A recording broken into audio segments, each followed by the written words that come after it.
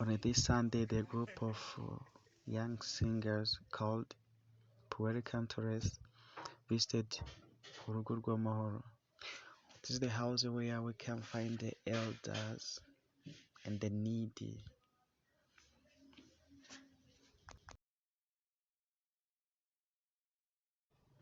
That group of young singers, they help the house to prepare for the meal. They help the house to clean the compound and try to make some cleanliness and sanitation.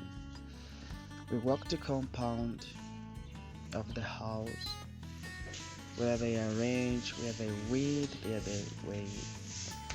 they sweep the house. They try to remove some weeds in the compound.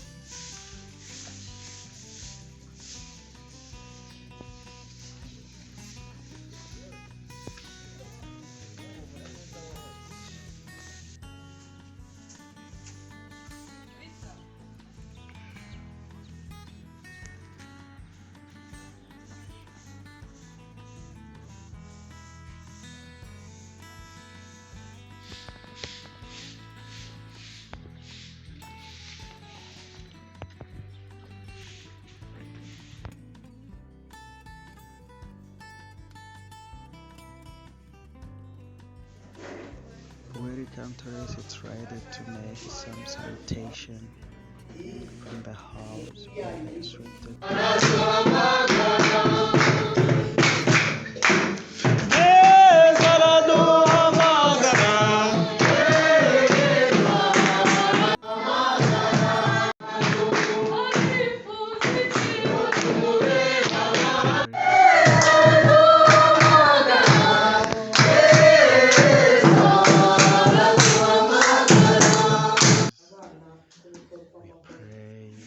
nyuma y'uko muhavuye twahuye n'ibibazo bitari bike uyu munsi tugeze abantu bagera kuri babiri umusaza witwa Pascal n'umwaherezaga inama gushize